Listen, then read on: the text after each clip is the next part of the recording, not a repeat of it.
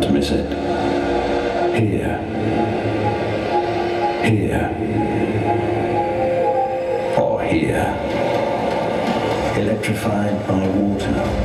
Electrified by wind. Electrified by sun. It's here. Makes you breathe. Feel.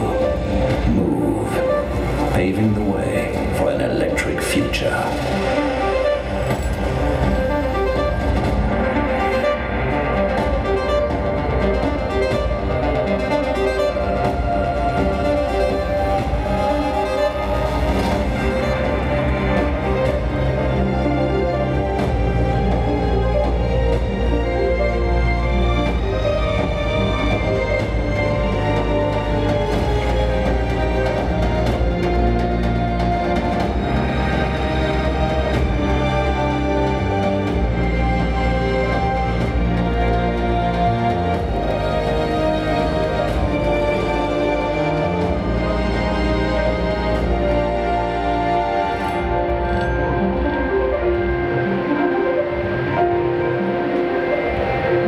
Ladies and gentlemen, the new Porsche Taycan.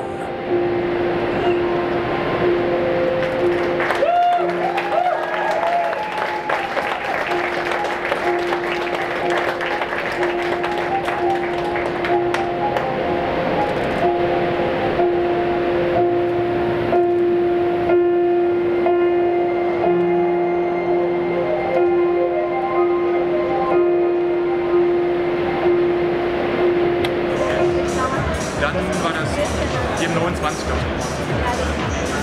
29.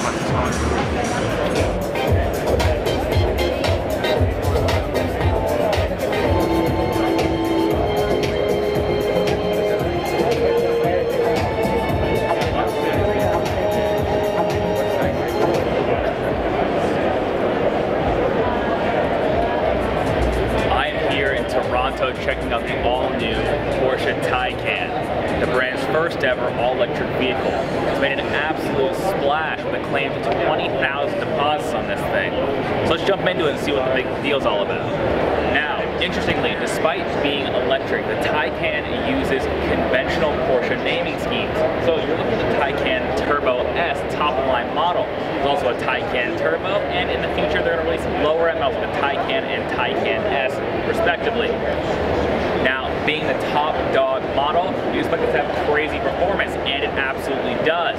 This top-of-the-line Taycan Turbo S brings it at $185,000, and for your $185 grand, it produces 750 horsepower, 774 pound-feet of torque, that claimed 0 to 60 sprint in just 2.8 seconds, onto a 0 to 120 sprint of just 9 seconds.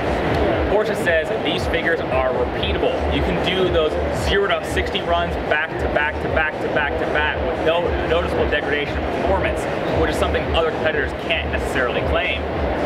The Taycan is a great looking automobile. It has a big roof line of a sports coupe, but it is technically a 4-door sedan. Interestingly, by looking at the pictures, you may think this is similar to a Porsche Panamera, but it's not. It's a full segment smaller than that vehicle. The interior of the Taycan is obviously very nice. You have 4 bucket seats, 2 in the front, 2 in the back. A traditional Alcantara wrapped Porsche steering wheel, though in front of it, that's where things get a little bit different. Behind that steering wheel is a fully digital display, as well as 2 more displays in the dash right here. These 2 displays are Siamese. They'll show you the same information. This is the main one, and this is actually a secondary option, mainly designed for passengers. So if you do opt for this second screen, passengers have an easier time accessing all the controls over here. And the HVAC controls are down here, as well as the charging ports. This is how you open and close your charging ports down here. How did you open it? I'm sorry. Show me. Here. And don't forget the Sport Chrono Clock. It is a Turbo S after all. Yep, all right. Set. Yep, for details there.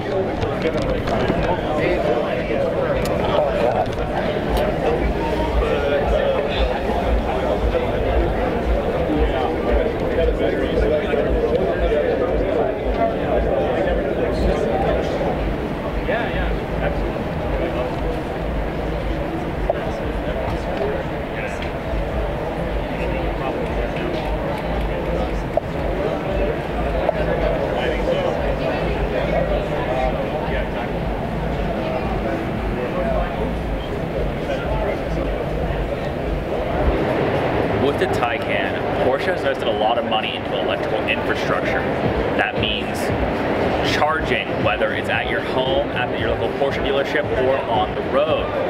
Now, to do so, they are a part of Volkswagen's Electrify America program, which is where the whole Volkswagen Auto Group has invested tons of money to get these fast chargers all across the nation. Porsche has said 191 dealerships across the United States have committed to or already have electrical charging ports for Taycan customers.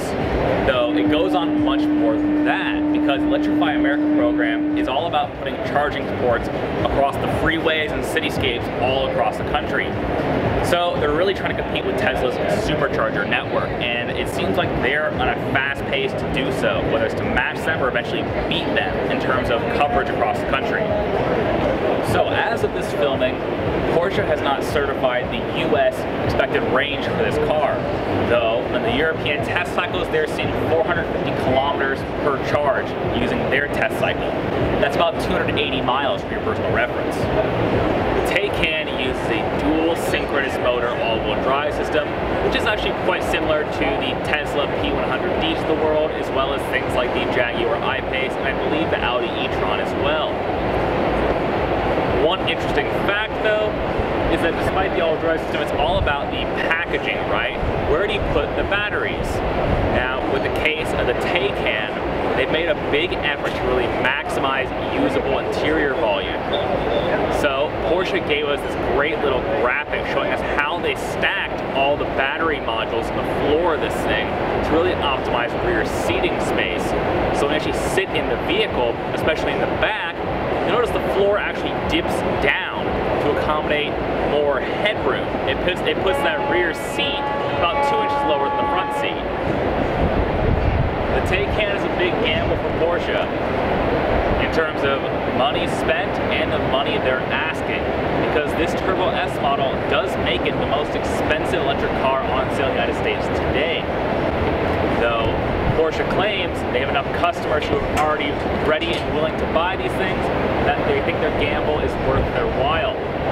Tell me, I'm curious, do you think the Taycan is going to take away Tesla sales, or is it more likely to convert current Porsche owners to the electric world? I can't wait to read the comments on this one.